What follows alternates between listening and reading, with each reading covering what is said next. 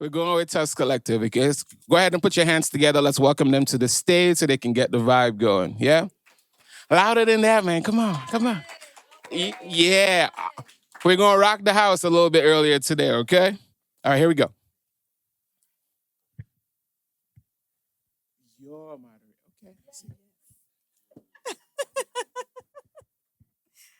Okay. Who's? I don't want to. No, it's it's phone.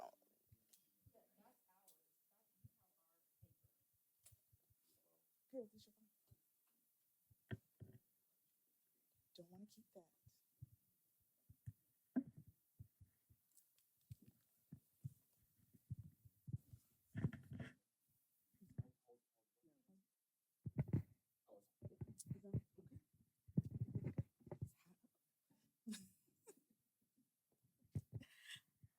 Okay, hello, everyone, and thank you for attending today's panel. Let me see.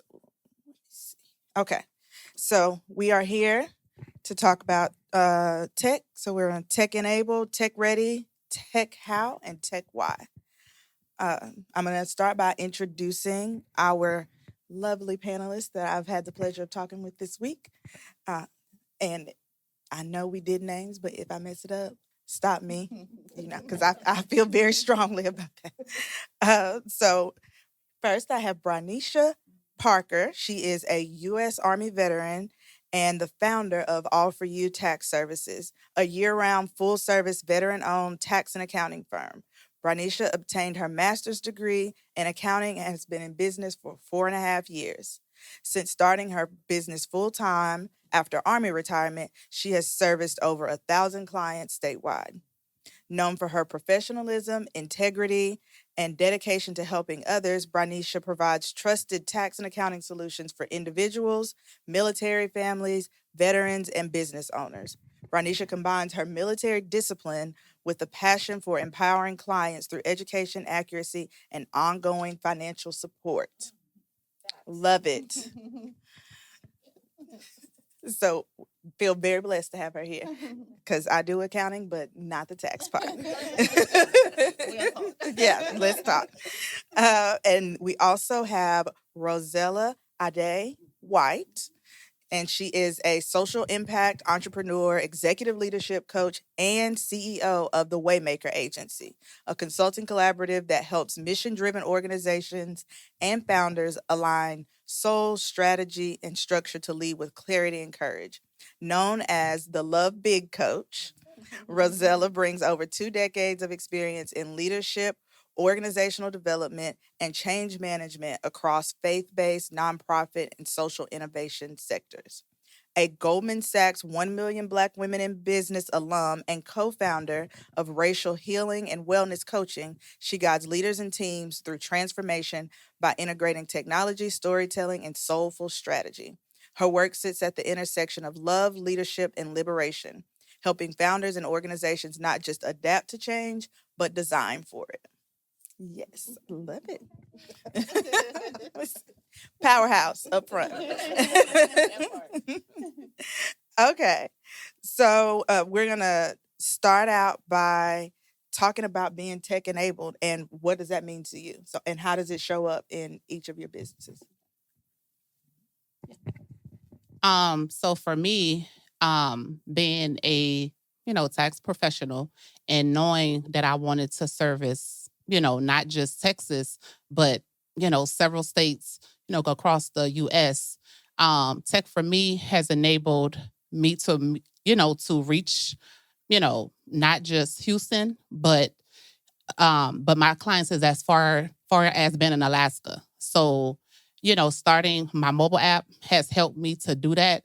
Plus me just constantly thinking on how can I solve the problem with, my brand just reaching, more than just Houston. Hey, y'all. So for me, when I think about being tech-enabled, I think about a couple of things. One is around mindset, because so many folks, especially in the industries I work in around NGO, nonprofit, both nationally and internationally, are not necessarily aware of the power of tech and how tech can help streamline operations, communications, and ultimately build community. So a lot of my work is first helping organizations and their leaders understand the power of tech and what the right tech applications and or opportunities are for them and their needs. And then I also think about the power of innovation that tech allows us to have. So when I think about being tech enabled, when we have the mindset, when we are clear about what we want our outcomes to be, and when we're invited into dreaming about possibilities, right? Tech really helps us innovate in ways that we have not seen up until this point in time. And then I think the last thing I would say is that tech enabled also points highly to community development and support, right? Like we all know what happened with COVID. And one of the things that I often joke about, I mean, we know that COVID wasn't something to joke about, but I had started my business in 2016 and was doing it largely virtually. And it's so crazy how fast things change because most of my clients had never used online platforms until we started working together in 2016, whether it was Zoom or anything else. And I'm a girl that used to do GoToMeeting, WebEx, Skype, like all of those things back in the day. So when COVID happened, this invitation to help train folks, especially in faith-based spaces, because we know that a lot of them were not ready for what that looked like, is a big piece of the work that I do and how I utilize tech to build communities. And Branisha, on your journey, what have you noticed about your clients and tech adoption? So what I've noticed is that different clients, because like when I started, my mobile app wasn't there. So some of my clients are just used to just sending their documents, just straight to me. So then, having now my mobile app, having them go back and adjust was hard for them. So now it's like, okay, this is my changes. So you need to follow it, so that now the, process is more smooth. And then not just that, but like when they submit, like let's say like when you use my mobile app, like when you send it like through there, then it comes straight to my, tax software. So, that helps them, plus it helps me as well. So that's how. And so you talked about your app. What tech have you implemented just across your business in general? And what did that look like for you? So not just my mobile app, but my CRM system, because it lets me hold my clients in one space. Plus it lets me like send them like frequent, let's say tax updates. So without me, manually have to do it, having that CRM in place, that pretty much does it for me. Okay. Same question, Rosella. Tell me about your tech and how you implemented it. Tell you about my tech. Well, I don't know if, last week when the AWS, 2 weeks ago. Oh, yes, it was Monday. Oh, wow, right? So October 19th and 20th, AWS Cloud Services actually went out and was down. And what that means for most of us who are small business owners, almost all of the platforms we use are cloud enabled. And the cloud enabled, that is allowed through, or one of the biggest holders of the cloud, if you will, is Amazon Worker Services. And so when they went out, because most of us don't have necessarily the capital to have bigger systems and our own internal software, that meant that all of the systems that I use went out. So that looks like an interesting time to be alive when you're dependent on technology and you also don't control the technology. But the things that I use generally, like Branisha said, I have a CRM, a client relationship management software. And we don't even think about this, but calendars, scheduling links, right? That's a huge piece of our tech stack.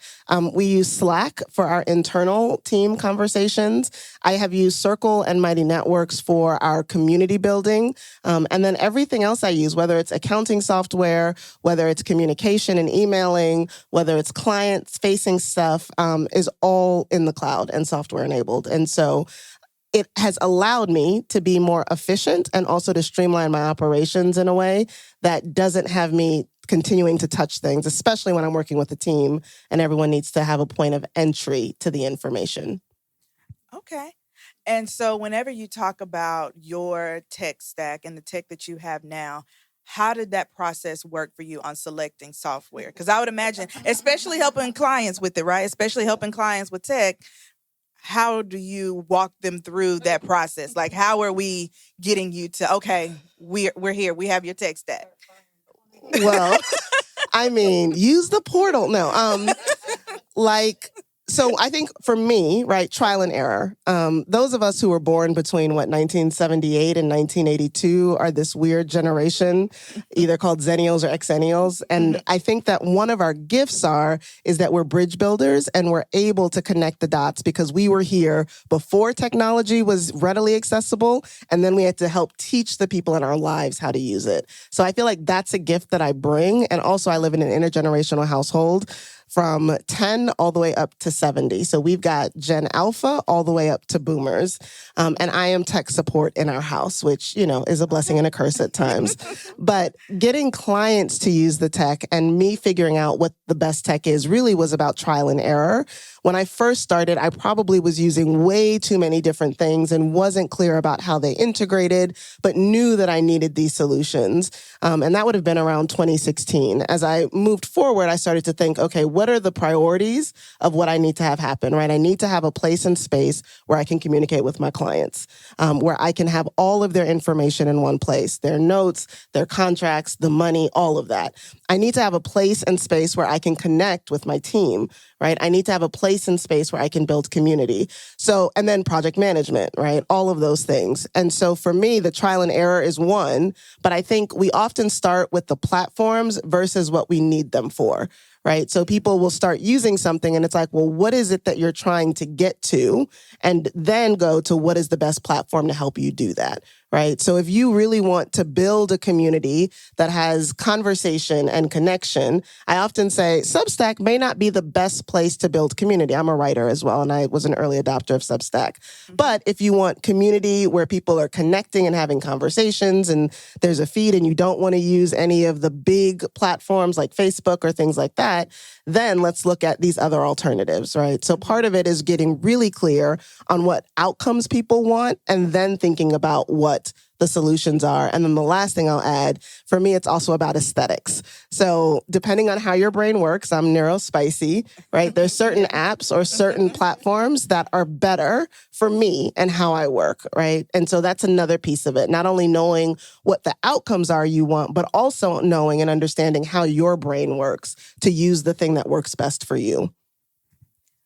What about you, Branisha? When you did your tech stack and decided on, your app, the CRM, what's that process look like for you, both selecting tech and implementing it?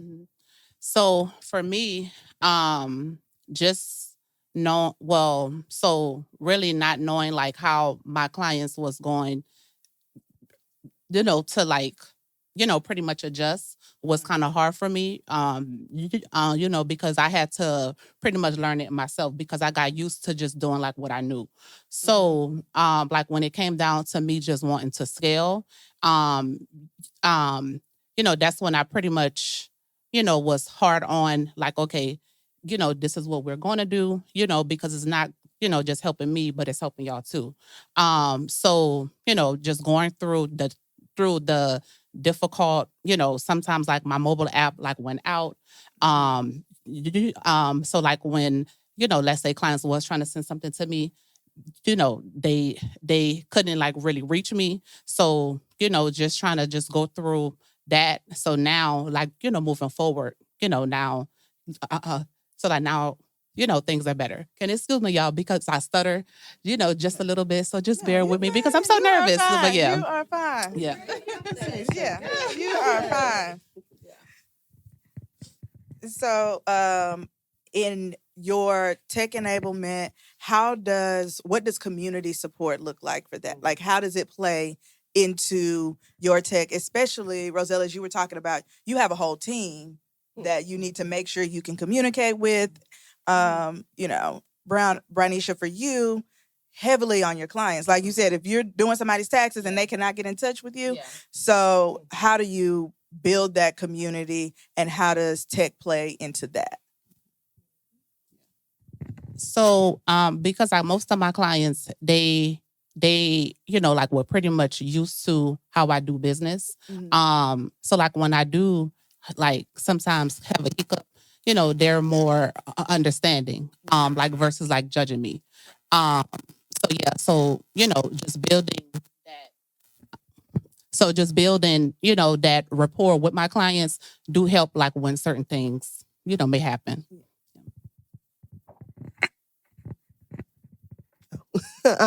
Could you repeat the question again?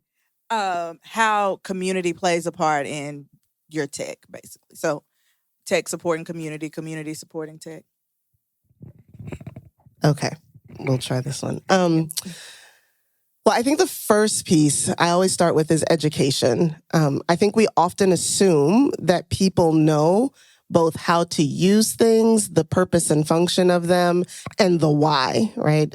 Simon Sinek says, start with why. I always go back to why. So even when I'm introducing something for my team or clients, it's about, again, the why we're doing this, right?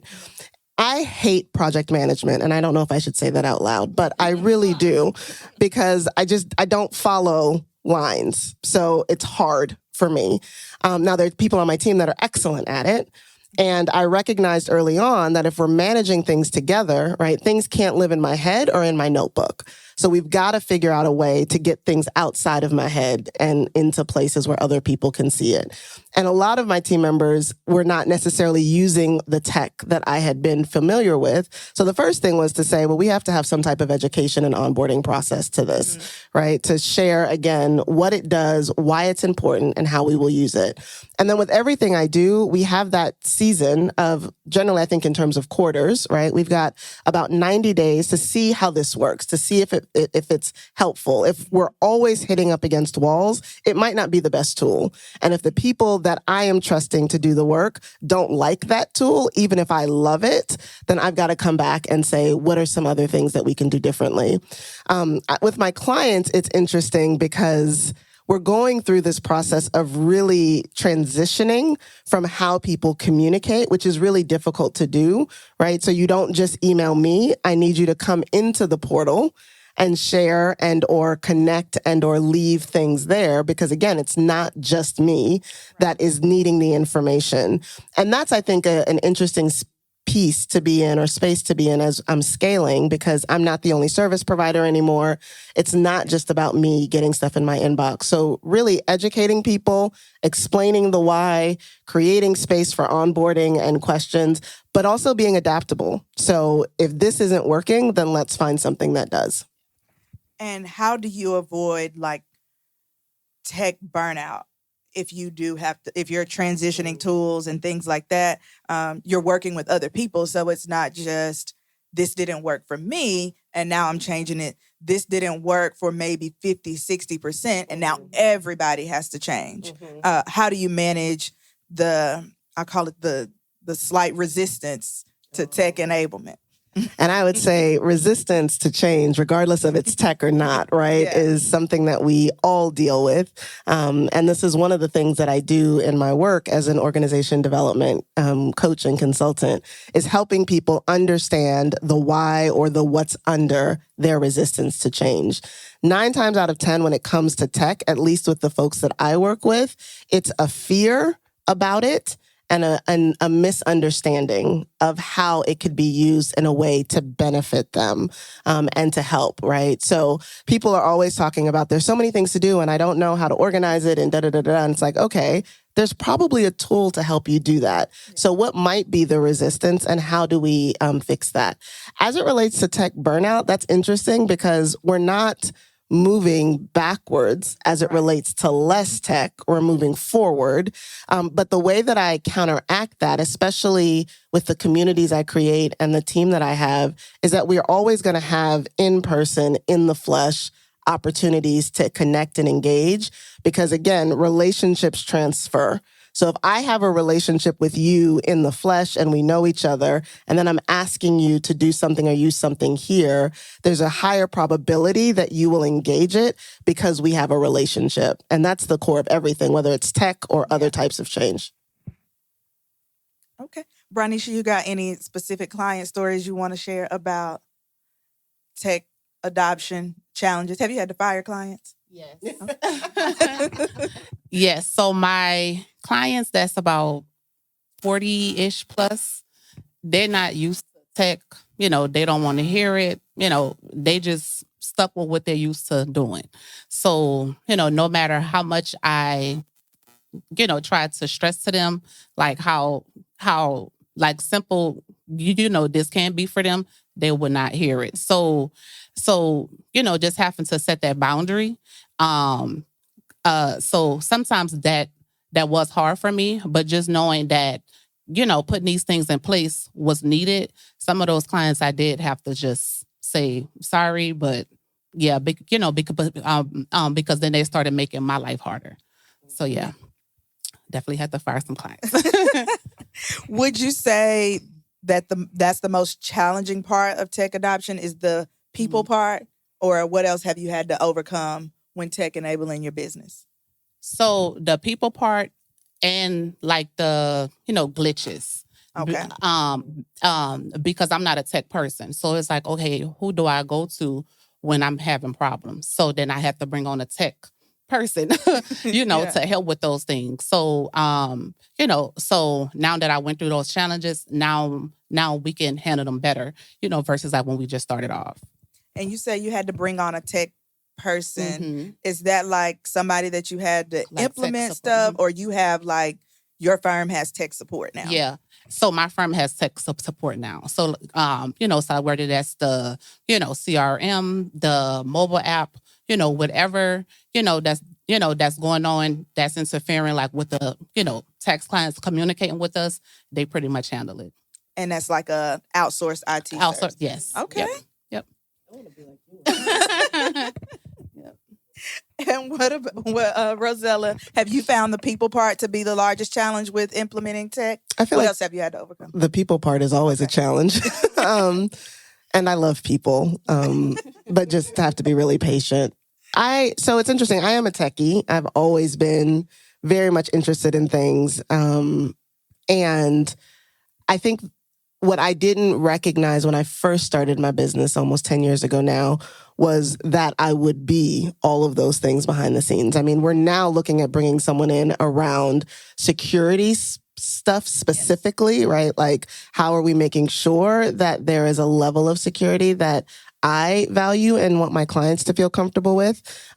But I would always say that the people part is hardest because I think people trigger in us the things that we might have frustrations about, or they cause us to slow down, which is absolutely essential when you're trying to bring on or train people on a new system. Okay. And so you said you're bringing on somebody to help with the security aspect. Is that like a setup, or are you doing an outsourced service as well? And then what triggered that? At what point were you like, we're doing all of this and I need security? Yeah.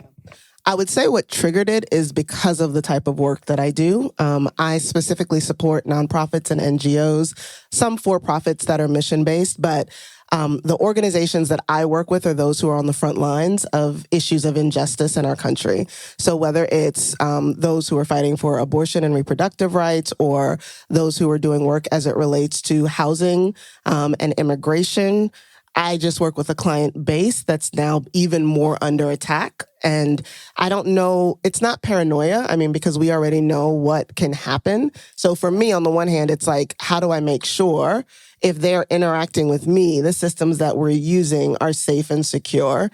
And then also my finance lead, she has been on me for a while as it relates to how we do our systems and operations on the back end. Because I can just be like, oh, it'll be fine. And then it's not. So trying to be more responsible in that way. Okay.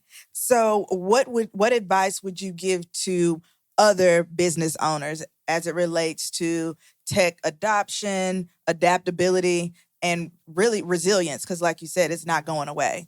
So what advice would you give to business owners around that? I think it goes back to what I shared a little bit earlier about knowing what it is you need and what you want the outcome to be, I should say, what the outcome should be. And then I think engaging people, whether it's through places like the US space and the collective or other spaces that are doing some type of literacy around it if you don't know about it, right? Right now, the whole conversation is around AI. And I don't know if we've been paying attention, but the way that AI has infiltrated everything, right? It started very small. Like I remember when Siri first came out and we were like, my brother was just talking to it just to see what she would say. But now we've gotten to the place where every platform I use has integrated an AI agent over the past 6 months. And I felt like I blinked my eye and it was there. Right. And so part of it is then knowing the systems you use. We do an audit every quarter about our tech stack, along with other things, to see if what we're using is still working for us. And if not, what do we need to change out? And then I do rely heavily on information, research, conversations with folks that are actually working in the field to make sure that I'm staying abreast and up to date of these things, because it is a part of our lives and it's not going anywhere. Do you do an audit every quarter of the tech stack? Like Yeah. you individually? Well, yeah. I mean, we Okay. do it. My team is still small, so there's Yeah. 5 of us. But Mhm. like, I do it because I want to see what is working, what's not, and then I also want to get my voice in the mix because sometimes they take over. My team takes over for good reason, but like I want to say I actually really like this one, and here's why. Okay. So it's a conversation. So it's a team. Oh yeah. Okay. Yeah, A yeah. team review of your tech stack, and you guys sit down and do that every quarter. Yes. And then each person on the team, based on their role, is responsible for then looking at their things in terms of updates, right? So my client experience person is the one who's responsible for all of the updates that are going on with our client relationship management system. So I don't have to be in there, or my finance or marketing person doesn't have to be in there. The marketing and sales person is looking at our e-newsletter stuff. So each of us kind of break it up, and then we're able to come back and talk about, this is what we found, this is what's happening, what do we want to continue to use? Quarterly that's consistent. So Yeah. I just Well, and we don't change it quarterly per se, but we're looking at it to make sure, because then annually, then we are like, okay, what do we need to introduce? Because again, if we're going to have people that are shifting, we need to give them the lead time. But yeah, we're looking at it regularly because there's always something new coming out there too. is. Yeah, there is. There is. I was asking for insight that you would give to business owners about becoming tech enabled and resilience through that process. Yeah. So for me, like what I did was just, problem solve. So, so just knowing like what you want your business to look like, knowing like who you want to service, that better helps like what type of tech, to incorporate within your within your business. So, for me, my problem solving was like, okay, how can I reach more clients? Boom, mobile app. Okay, how can I keep up with these clients? Boom, CRM system. So, so just knowing who you want to target. So my main, target has been, of course, veterans, and then, business owners too. So, now just put in, okay, so like how can, business owners submit their business expenses to me, to where it comes straight to my software now, which then helps them because they don't have to worry about, keeping track, right? Like what it, like what, so like keeping track, like what it, with an Excel sheet, so yeah, so just knowing who you want, to target, would then help you know how to, like put it in place. Okay, and you service business owners, so are they using tech, or are you the tech solution for them? Which way do you find that? So what I've noticed is that I'm the tech solution for them. Okay. Because most business owners, they don't really know. Well, like, some of them is just used to what they're used to. So like, some of them, may be opposed to doing something different. Some of them is not. Okay. Yeah. And then just me personally, because I do accounting and I'm curious. When you got this app, does it like integrate with if the small business owners who do use tech. Like if they use QuickBooks, Yeah. your app integrates. Yes. You just found that your small business owners do not, so they have to. Yeah. Okay. Yeah. So with QuickBooks, so my mobile app, it lets, so like let's say that they're doing taxes. You send it, or so like when they send their documents to me, like then they go straight to my tax software. But if they need like bookkeeping, etc., Yeah. then it kind of just goes straight to QuickBooks. Okay. Yeah.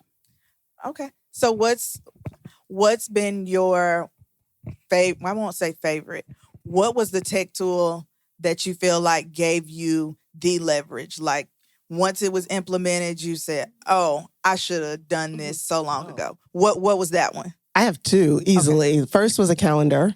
Like that, I mean, that changed everything, right? And it seems so simple now, but again, 10 years ago, people were like, what is this link? I'm like, just go there, right? Like that was the thing. And then the second was a CRM, a client relationship management system. And I'm on my second one. So when I first started, I was using 17 Hats.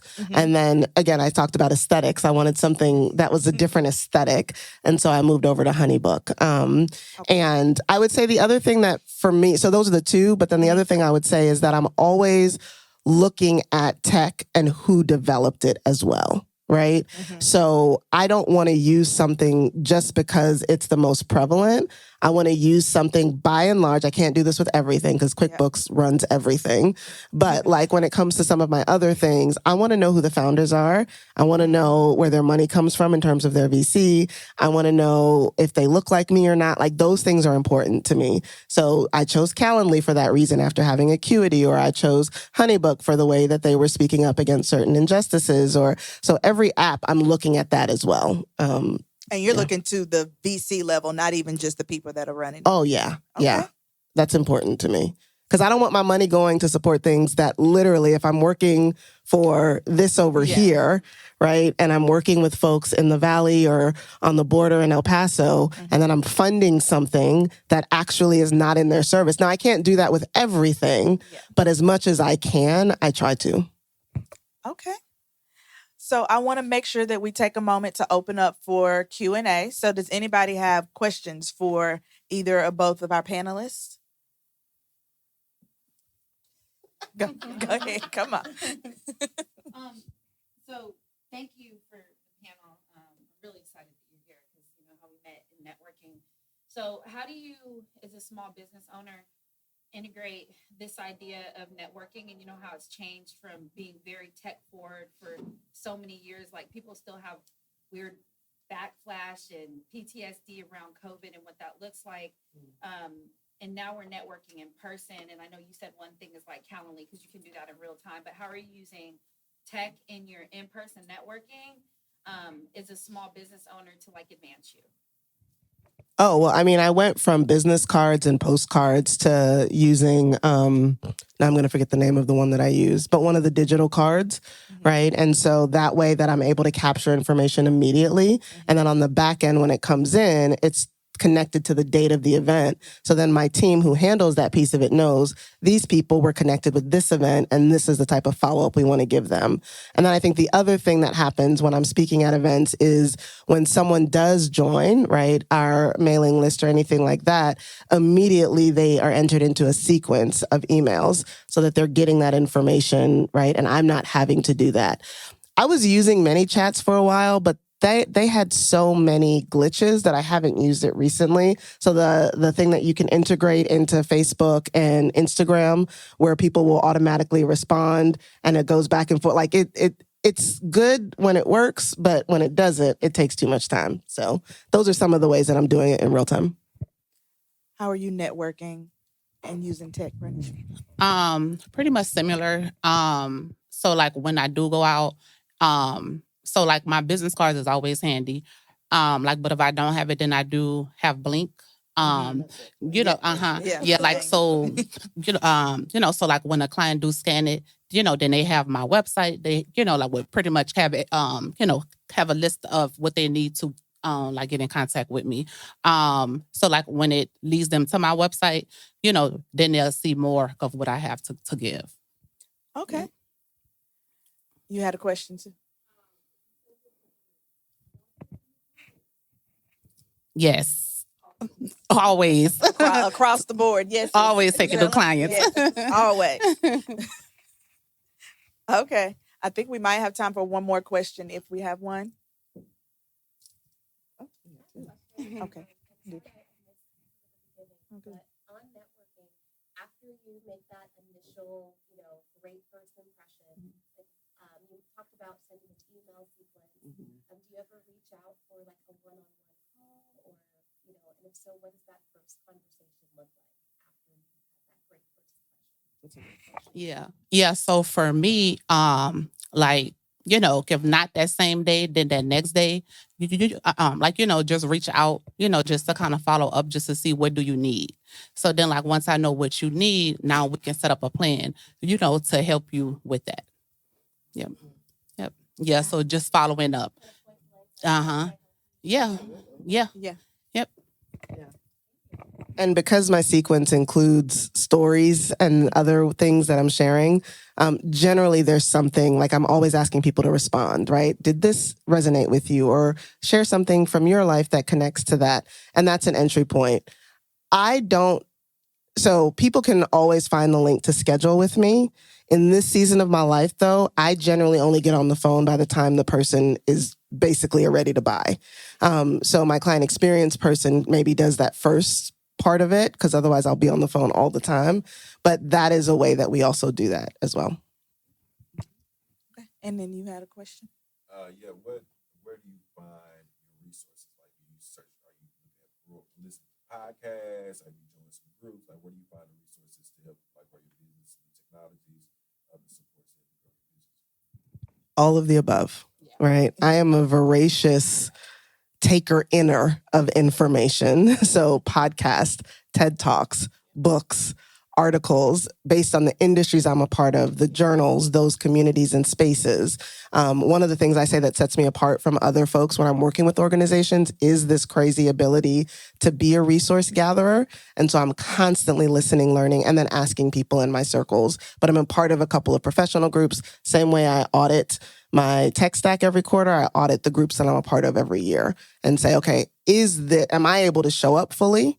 And is this a space that I can both benefit from, but also learn from? Yeah, pretty much the same. So, just knowing like what room to, be in. So like being a tax professional, like, this past, like 3 months has just strictly just being, out, networking, going to like these different tax events, to see, so like, what are these people doing different, that can help me like with my, continue to scale my, company. So yeah, just being out, going to these different networking events for sure. Okay. You want to do another question? Go ahead.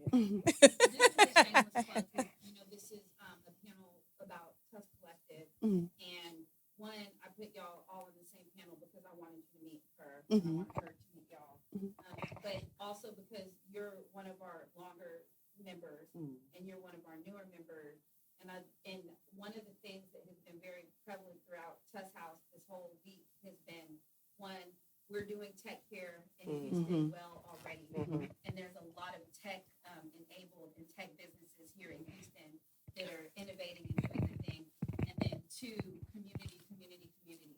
So if you could talk a little bit about your experience with like the US space and community, and also how that's playing into helping you advance in tech to move forward, because I know all year we've all been talking about automation. Yeah. And all of us are like, God, we got to get automated. Yeah. Happy hour is really important. And we keep answering all these emails. So just talk around that, and just how community is so supportive, and not necessarily just only the US space, but we really have to get that in our heads collectively to move forward and be conscious with growing our businesses and sustaining more equitable economy, but that's another story. Yeah. So I'll say a couple of things about that. So I love Legina like so much. I mean, I think everyone who is a part of this community loves her dearly because of not just her vision, but her consistency and also the excellence with which things happen, right? So I've been a part of co-working spaces all over because I've lived in a lot of different places. And this one, A, is for us, by us, unapologetically. B, right, there are opportunities to learn regularly about the ways that tech supports our businesses, how to grow in our skills. I mean, we did not too long ago, a lot of us use Canva. And so Legina led a whole session around using Canva, but not like that 101 basis, like, oh shit, I didn't know that it could do X, Y, Z, or here's a shortcut for this, or this is how you layer this. So there's opportunities to learn, there's opportunities to network, and then there are opportunities to engage with those around the ecosystem. Because one of the things that we are blessed with here in Houston is that we have these industries that cross and touch point that I think sometimes we take for granted, right? The fact that we have engineering and space and medical and climate and energy and tech is a part of all of that. And it's the most diverse city in the country. So you're getting all of this incredible insight, support, and opportunities through this membership and through being a part of this collective, which has, this is something I'm not auditing. Like this is like on auto. Yeah. I'm going to be a part of this because it's already paid off. And Ranisha, what about you? How are you finding the US space to contribute to your community and adoption of tech? So because I'm a new member, so being able to, let me see, since I first became a member here, just the welcoming spirit, and just the, like willingness just to help, like where you need it. So for me, like how Legina, like she, just so selfless. So she, like puts on, like different resource events that may help you. So like a couple weeks ago, she did a veterans fair, which was right up my, so then I was able to connect with so many veteran, like resources, etc., which then did help me. So, the fact that she's willing to do that, then just bring everybody, together just to collaborate, and help meet each other like where we are. Yeah. So, but then, just me being a new member, just constantly just, growing with her, gets what I'm looking to do. Okay. And I'm not a member. I pop up whenever I'm in Houston and I very much appreciate the community as well. I'll echo what they said. Legina has been great, embraced me within 5 to 10 minutes of meeting. So much appreciated. I think we probably are officially over time, but I want to make sure I thank everyone for coming. Thank these amazing panelists. So glad I got to meet you guys this week. And thank you to the US Space and Legina for hosting this, having these panels, giving this space for us to all exist, learn, collaborate. We appreciate it. Yes, thank you.